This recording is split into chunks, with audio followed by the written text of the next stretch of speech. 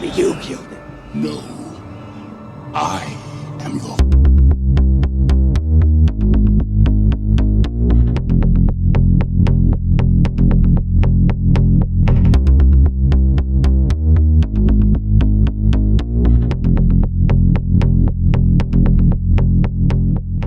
Hello there, everybody. I'm Chris. I'm Morgan.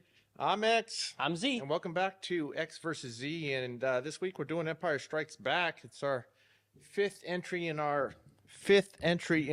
Skywalker saga that we're doing. We're doing all 9 movies. And Morgan, as much as I like A New Hope, Well, you there's kind of just like the film that started it all. I do. Classic. It's like the best cheeseburger I ever ate. But this is like the steak of the franchise to me because it's just so rich and enduring, and there's more adult themes, and the characters are where everything hits home, even more so than they did in the original Star Wars. This is the movie that solidified everything. Yes, it did. And it's also, a lot of things are better in it. The writing's better, the acting is better. There's good action, but I think the drama is where it really excels. Oh, yeah. And the presence of the Empire, I mean, it is the Empire Strikes Back, so the presence of the Empire and Vader is more ominous than ever. It's more powerful and overwhelming. Like in the original, the Empire were the classic bad guys where they can't hit anything and you take them down in one shot. But in this, not only are they competent, they are overwhelming. Yeah, and I like the fact that Vader is more menacing. And we're preparing to... You have failed me for the last time, Admiral. He seems less of a subservient or to like he was to Grand Moff Tarkin than he is his own. Like he actually feels like more the leader of the Empire, or at least he's giving more command. And the only time we really see him be even a little bit subservient is when he's specifically speaking to the Emperor. Every other time he's on screen, he is in charge, he is in control, and he is scary. And he also is very unforgiving. Apology accepted, Captain Nida.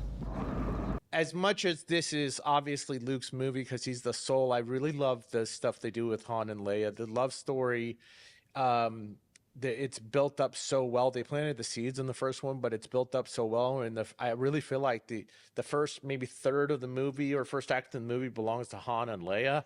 Well, Your Highness, guess this is it. That's right. Don't get all mushy on me. So long, Princess. Harrison Ford is absolutely fantastic in this movie. Absolutely. But I'm reminded how much I love about Han Solo, and I also feel like Luke kind of rubbed off of him. Oh yeah, rubbed off on him in a little bit. In between Empire in between New Hope and Empire was 3 years, and you can tell they became really good friends to the point where at the start of the movie, Han risks his life to save Luke. Your tauntaun will freeze before you reach the first marker. Then I'll see you in hell.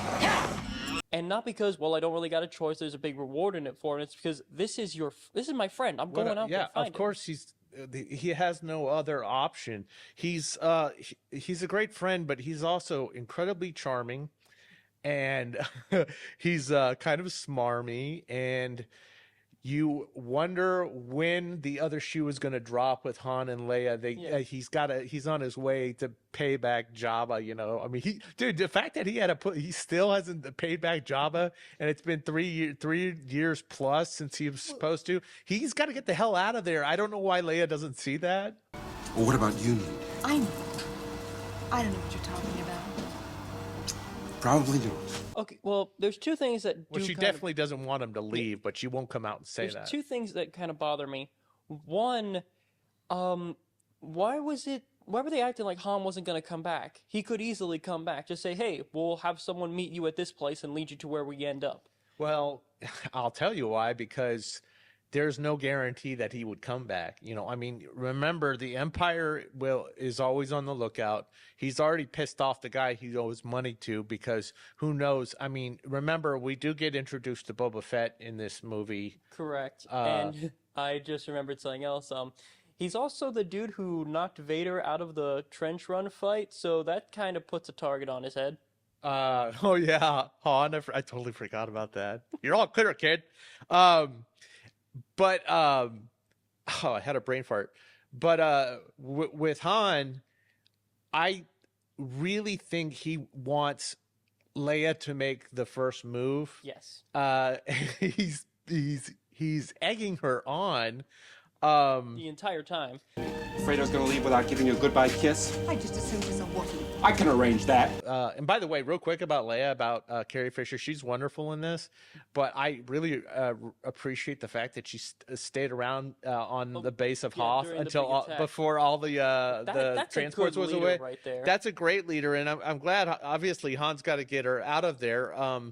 But it also shows how resourceful Han is. Oh, yeah. I mean, you mentioned about we're talking about what a good friend he is to Luke, but he's pretty darn resourceful in this movie, especially I mean, even when he's rescuing Luke, you know. Yeah, he slices open the Tauntaun. Oh, and... the poor Tauntaun. I kind of feel bad for the Tauntaun. Eh. Oh, you ruthless bastard. You don't love the Tauntaun? I wanted to take the Tauntaun home with me so it could shit all over the place. But he's like, also like when they're taking off. Okay, so there's a really daring escape when they're escaping from the Empire. And I love the action. All the action. Even the Falcon looks, does more. They do more movements and daring movements with the Falcon. He's obviously a badass feels pilot. like a character in its own right because It does. It kind of goes through its own arc of barely being able to get them off of Hoth to finally truly escaping the Empire at the end. It also feels bigger on the inside. Like it feels like its own space, not just like, okay, here's where we're going to play the little video game chess like we did in the first movie. It's like they're moving around the whole space a lot more, fixing stuff, like you said. But he has some really clever beats to show how competent he is. Not just a badass pilot, but like I know he like that. There's that part where they attack the Star Destroyer, and he's like, they can't find him, so he's like latched onto them, and they don't know what the hell. It's so clever, and it also I think shows some of the competence of one of the newer characters, Boba Fett. Yeah, because Boba Fett is on their tail after that moment. But you know, even before that, when it's pretty smart. They're like hiding out in one of the asteroids, or we think it's an asteroid at that point. Well, okay, it technically still is in an asteroid. They're just also in another thing, like in the mouth of something, in the worm, in the asteroid. Yeah, you have the asteroid, then the worm in the asteroid, the Falcon in the asteroid, and the people in the Falcon. Okay, so while they're fixing the Falcon, there is some more relationship development between Han and Leia, and it's one of my favorite moments in the movie because Leia, you can tell she's got her guard up. Come on, admit it. Sometimes you think I'm all right. Occasionally, maybe. When you aren't acting like a scoundrel. She's kind of melting under the gaze of Han Solo. You're dirty, too. What are you afraid of? Afraid? You're trembling. And it is a really beautiful moment. Oh, she's just like, he's just kind of slowly closing that distance, and they finally have their kiss. Yeah. Nice, man. Very nice. And it's so wonderful because I'm not going to say it's the climax of the relationship, it really isn't, but it's that first major step towards them openly, wholeheartedly admitting how they feel to each other, and then comes the freaking golden cock block. Sir, I've isolated the reverse power flux coupling. Thank you, courtesy of C-3PO, man.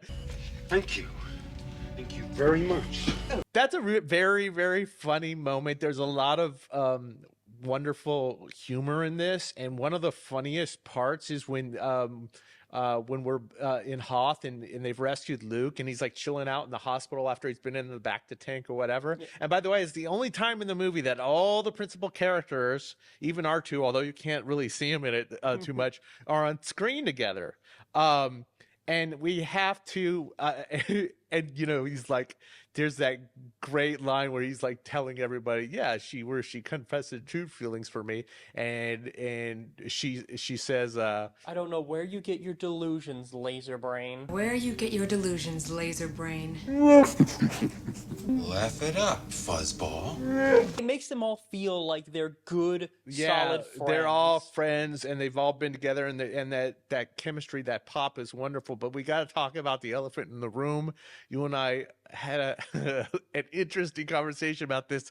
The other kiss. The kiss. Yeah, the kiss between Luke and Leia, which, to be entirely honest, I don't see that as such a huge, oh my gosh, thing. Dude, it's gross. It's an ew. It's an ew. It's cringe. But why everyone makes such a gargantuan deal out of it? Dude, because listen, even if you don't know if somebody's your brother and sister, there's got to be that innate thing, that you're just like, you got to know, dude. You can't tell me it's a big deal. You don't got to know. You can't know. You have any idea how many times that every time somebody watches that movie who doesn't know up to that point that they're who already knows up to that point that they're Luke and Leia is just like, it's cringe.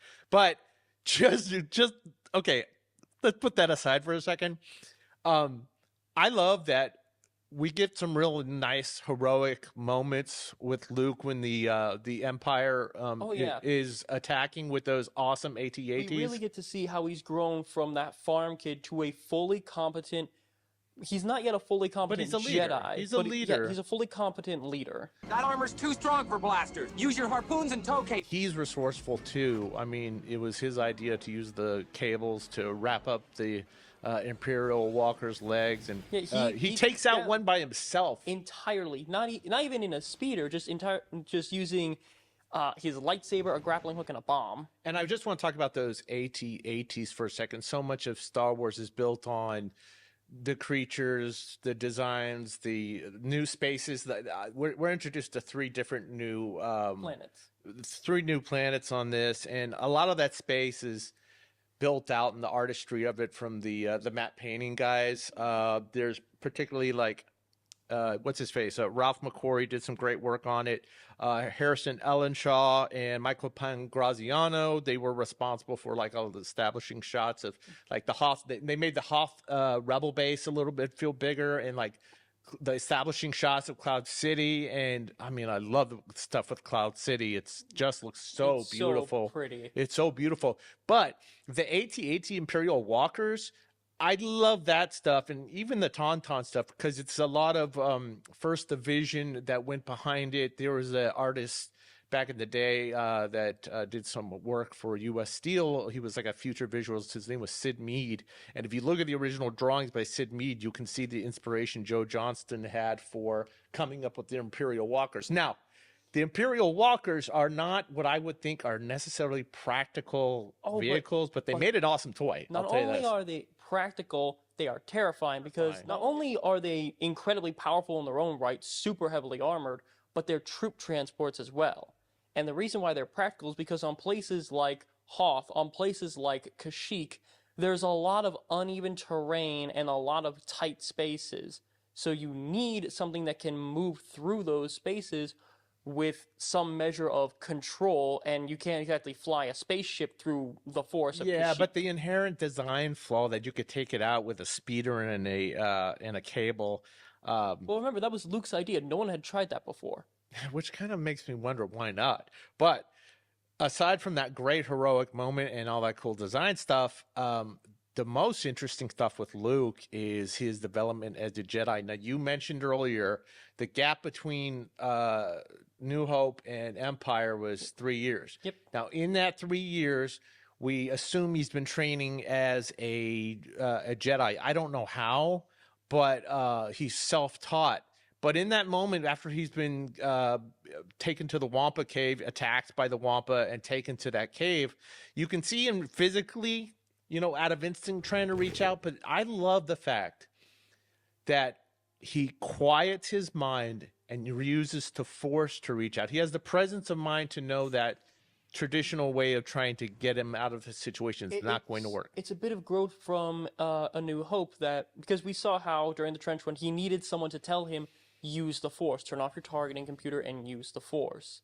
But here, he figures that out himself. So that's still a small step forward. The other thing is, it's a small step forward, but that incremental progress is more believable to me than knowing how to do everything like they did in the sequels for Rey, and we'll get to that later. But I think people can relate to the gradual process. That's a big deal to learn how to use telekinesis, basically. And maybe it took 3 years, but he had no guidance to do so. But all the training that he goes through in this movie, which brings me to Dagobah, which I love Dagobah, by the way. It's such an interesting planet. It's so organic and full of life. Yeah, and it's a very... swampy. Yeah, swampy. It's a fun, swampy planet. I don't know what it is about Dagobah, but it's a type of place that I would never even want a vacation there, but I would love to visit for like a day. Yeah, as long as I had like a gun, a lightsaber, a boat, some soap, some wipes, a place to stay. And just like the longest shower ever afterwards. Oh my God, like a Silkwood shower. You don't know what that means, but Yoda is on this planet, and Yoda is the most interesting addition to this entire franchise. He is the soul of Star Wars to me. I'm not looking for a friend. I'm looking for a Jedi Master. Jedi Master Yoda. You seek Yoda. I mean, yeah, Luke is the soul of it, but I think you actually hit the nail on the head with Yoda, because Yoda he's fun and he's silly and he's got moments of being honestly kind of goofy, but he's also grand and epic in his own unique way. And I think the character design by him, he's so disarming, both in terms of his characteristics when he first meets Luke. It's so disarming because you don't presume somebody of this stature and look and how he acts, because he's playful and he's mischievous. He's almost childlike. Yeah, I mean, and he picks on R2. I love this picking up fighting with R2. It's a little disarming to go from the prequels to this, because in the prequels you see this hyper competent warrior, this grand Jedi Master, incredibly powerful with the Force, using his lightsaber and flipping around and cutting people's heads off. And then you cut to mine. And you know what? We got to give credit to Frank Oz. Yes, that performance is incredible. The voice performance and operating the puppetry, operating the puppet is just, it's so nuanced because of everything you just said. He's infusing this little character with all these little cute little quirks, but the physicality of him being old and moving slowly and moving a little achy, and just the facial expressions. It's such a beautiful performance that at no point in time, I mean, I know consciously he's a puppet. Yeah, we know he's a puppet, but at the same time, it just, the fact that he's physically there, that we see him like reach out and pinch Luke's shoulder at one point, it does so much to make him believable in the space. And I do prefer this version of Yoda to the prequels. The prequels. I mean, it's cool to see all the stuff they did with Yoda jumping and flipping around, but it's fun to watch him fight and see him in his prime. But this is where Yoda started, and this is Yoda at his best. You must feel the Force around you. Here, between you, the tree, the rock, everywhere, even between the land and the ship. He's a teacher. He's not a warrior. And boy, does he teach Luke some very valuable lessons, not just that you could take as Jedi training, life but lessons. Yeah, and I think one of those things is, a lot of it about being successful, not in just this world, but obviously as a Jedi, is mindset. You have to believe you can do something. If you think you can't do something, then you can't. Yeah. All right, I'll give it a try. No, try not. Do or do not. There is no try. Do or do not, there is no try. There is no try. And then there's also the bit with the X-Wing of, when he gets the X-Wing out, he's like, Luke says, I can't believe it. And that is why you fail. But you know what? There's also a nice, really beautiful notes from John Williams in that little part. There's some great stuff with Han and Leia, and obviously the Imperial March is fantastic. Such a defining part of who Vader is. But there's this beautiful da da da da da. The strings are so slow in building. It's kind of melancholic, but it's also hopeful and mysterious and beautiful. It's also this feeling of quiet power to it is the best way to describe it, I guess. Yeah, quiet power. And you know what? There's one other lesson, and I forgot about it, but you brought it to my attention, which is something he teaches Luke is very prescient, especially in my life, which is he's always looking towards the future, towards the horizon. All his life as he looked away to the future, never his mind on where he was. What he was doing. I had to remind you of that a couple of times. You do, and I'm guilty of not being present sometimes. I mean, it's a challenge for me, but those words of wisdom are true to form. But there's also a great scene, and it's got a lot of meaning, especially in the hero's journey for Luke when he has that confrontation in the cave with Vader, or Vader with quotation fingers. The Vader vision, which it's one of those trippy parts that it's like when I first watched it as a little kid, I'm like, wait, how is Vader there? What's going on? And then I'm like, I don't know if I'm just face blind, but I really, for the longest time, I had a hard time understanding, oh, that's Luke's face in the helmet. It portends something that's going to be happening that we all know what happens towards the end of the movie. But, you know, during that development of all those powers, Luke begins to see visions of the future, and he sees that his friends are in trouble, and he knows he has to leave even before his training is over. And what does Obi-Wan and Yoda try to stop him? Yeah, they tell him, no, your attachments will lead to your downfall, don't do this, etc., etc. Basically, they are still stuck in the mindset of, and we didn't notice at the time, but they're still in the mindset of the prequel era, which is Jedi must not have attachments. And Luke's strength is his attachments. Yeah. It's his commitment to family and friends, literally family in Leia, but I mean, Han is as much as family, and Chewbacca is too. Yeah. And I think that's part of the reason why it shows that they grew even though, again, prequels weren't a thing when this movie first came out, but it shows that even Obi-Wan and Yoda grew, because they would have kept dogmatically telling him, Luke, you cannot go, you must not go. But when they realize there's no stopping him, he's already climbing into the ship, they give him a couple last final pieces of advice to show their own growth. And they know that he can't defeat Vader, but he has enough to survive him. And I think that's really important thing. Not only that, it's the doing of things. You can study all day long about something, but the practice of confronting your demons, about challenging yourself, is really brought to bear here with Luke Skywalker, which is one of the reasons he resonates with me as a character. And they also allude to the fact that he's not the last hope. Yes. So now Yoda isn't the only character, and neither is Boba Fett. Real quick on Boba Fett, why do you think he's so popular? He's barely in these movies. It's two major things. Well, three, actually, for this movie specifically. One, his design. He looks so freaking cool. That armor is awesome. He's got a cool voice, too. Yeah. Two, Vader has to tell him no disintegrations, which shows that he is very, very dangerous, very competent, and scary. So when Vader says, hey, don't vaporize people this time, you're like, okay, this is not someone to mess with. And three, and this is the big one, he is also the one who takes Han. He's the one that Jabba is fully trusting, saying, oh wait, no, I don't think Jabba was the one who fully trusted him. He sent out a bunch of bounty hunters. I think the third one is he's the one who takes Han. He's the one who really... Well, a lot of bounty hunters are sent out to go get him, but he's the one that brings him in. Yeah, that's not nothing, man. Yeah, he tails them. He finds out where they're going, and he even takes a couple pot shots at Luke, which we know he's not a full Jedi yet, but that's still okay. And not to mention the fact that the only time I ever believe Vader will be a person of his word or whatever is when he promises to compensate Boba Fett, for any destruction of property, whatever. But he's not the only new character, neither is Yoda. We also get the smoothest mofo in the galaxy. Hello, what have we here? Welcome, I'm Lando Calrissian. I'm the administrator of this facility. Played by my friend, my homeboy, Mr. Billy D. Williams. And who might you be? Leia. Welcome, Leia. His introduction, I think, is what really makes me like him, because he is immediately endearing, because he pulls something that I sometimes will pull up my friends of like, oh, you got a lot of guts showing yourself here.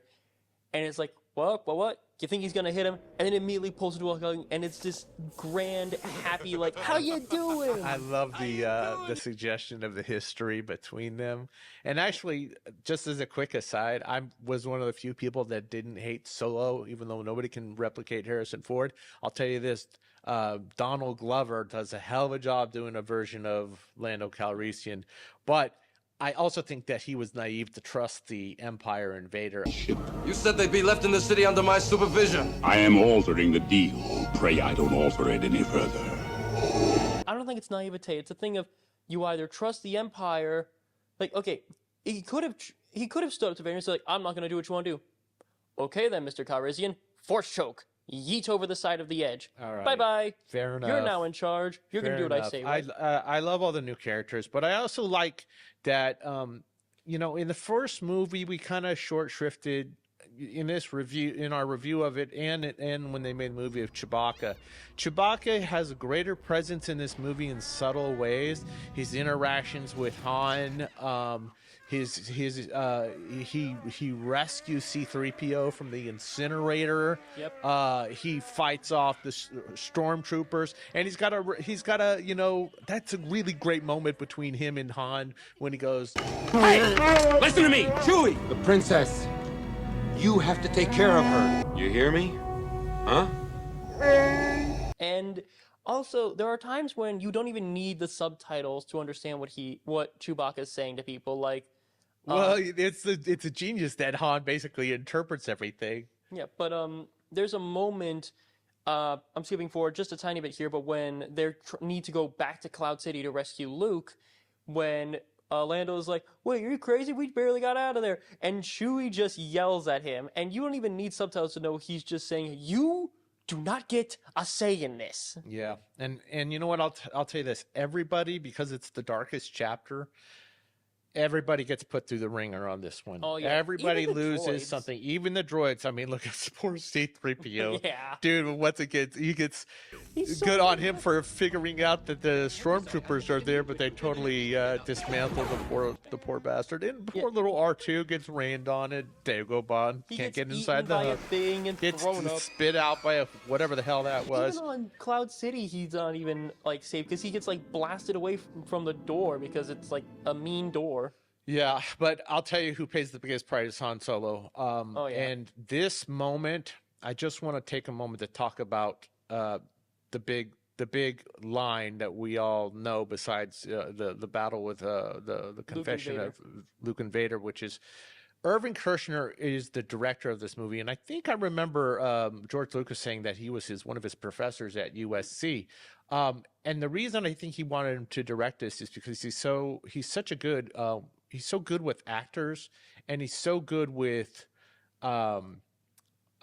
giving the characters, understanding that this movie needed some humor, and that Luke, it was soulful, and Luke is the soul of this movie, but he also knows how to find out when things aren't working, and he's willing to be elastic and try different things out. And the perfect example of that was that line between Han and Leia, where she says, "I love you," and he says, "I know." I love you. I know. He tried saying "I love you too" over and over and over, and it didn't work because it's not Han Solo. Yeah, Han Solo, I wouldn't say he's not the type of person to say "I love you." It's more of I don't know how to explain it, but it's just, it doesn't feel right to have Han Solo say something like that in that moment. It's because he thinks this is his last moment. So there's a very high chance he's going to die here. So he's basically like, all right, I can either be super mushy or I can be myself and give them something to remember. And I mean, Harrison Ford came up with that line on his own, and nails the feeling and nails the character. He totally nails it. And you know what? That wasn't written on the page, but so much that was written on the page. This is a better script. I think.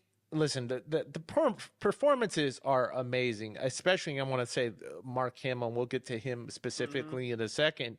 but there's so much playfulness, there's so much energy, the dialogue really pops. There's and camaraderie to the cast. There is, and I just want to give a little credit to the writers Lee Brackett and Lawrence Kasdan for really giving the actors something to chew on this time around, giving them something to work with, and having Irvin Kershner understand how to bring life to the script between the words. Yes. And give the actors their due is a special part of this movie. But the big finale of this movie isn't blowing up a Death Star, it's the showdown between Luke and Vader.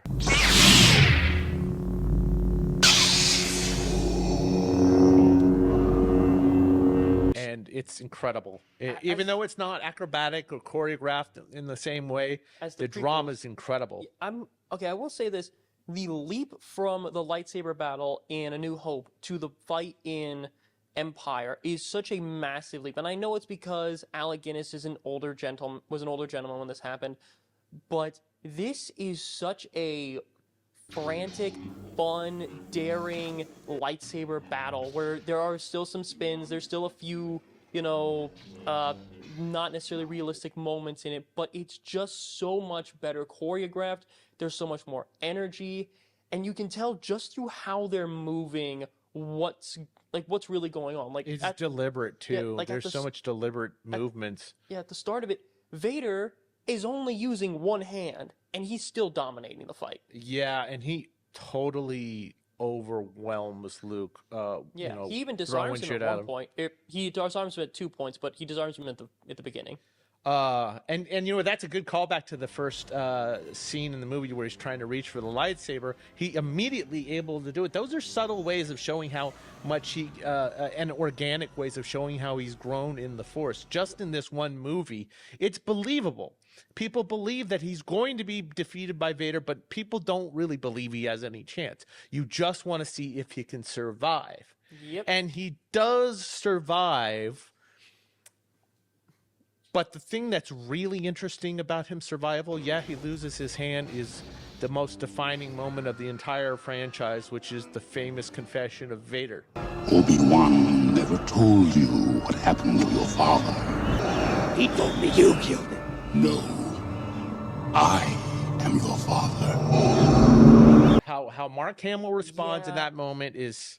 He deserved an Oscar for that. I'm sorry. Oh, well, maybe a nomination at the very least, but it was such a profound moment in cinema history, and it did so many incredible things. One, it made me look at Vader in a completely different way as a villain. Suddenly, he's not just this guy who force chokes the shit out of people, but he's suddenly Anakin Skywalker for a moment. He's this complex father of this hero who is the diametric opposite of his father. Yep. And suddenly the mind goes crazy at the possibilities of how that happened this way. And there's also a moment near right after he gets his hand chopped off where Luke, again, this is only from the context of having watched the prequels as well, but there is a moment where Luke shows Vader, this is the type of Jedi you were supposed to be. He has the dark side right in front of him saying, I can give you what you want. I can give you the family you've wanted, and we can end this horrid conflict that's destroying the galaxy. Luke sees that temptation, and where Anakin fell metaphorically, Luke falls literally, but away from it. Because it's still the preferred alternative to evil. Sacrificing his soul. Yep. And I mean, that was literally a leap of faith. Maybe he was going to live, maybe he wasn't. Well, I feel like but just making that decision, that was when I knew that Luke was eventually going to succeed as a Jedi.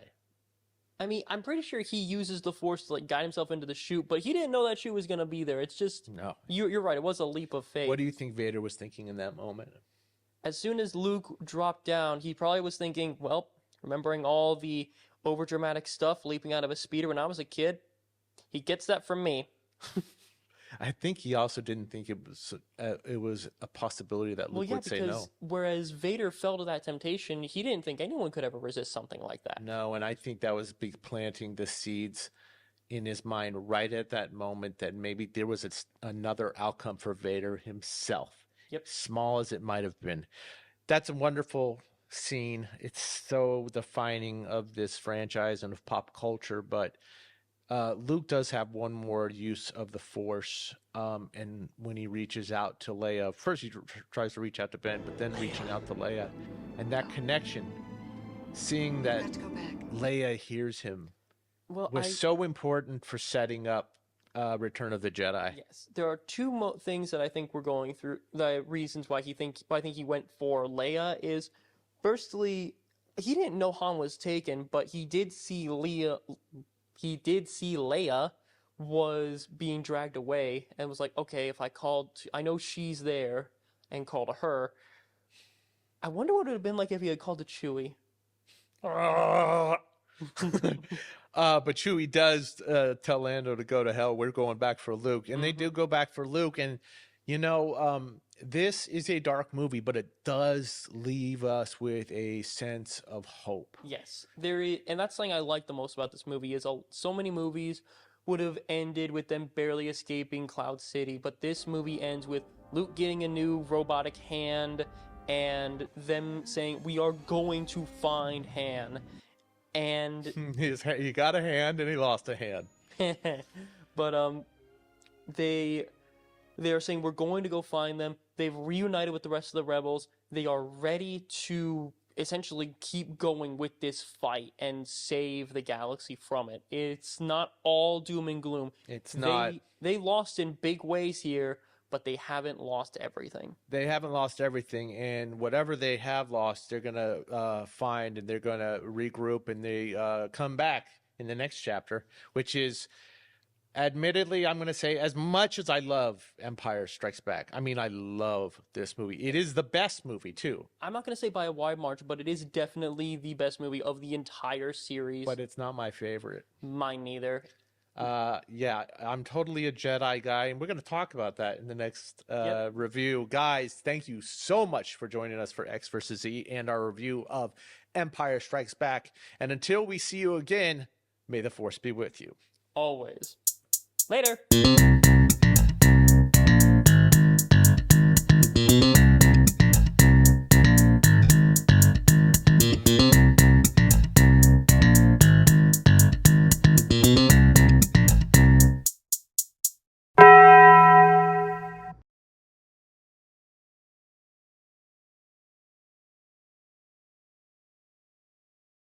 The Force will be with you, always.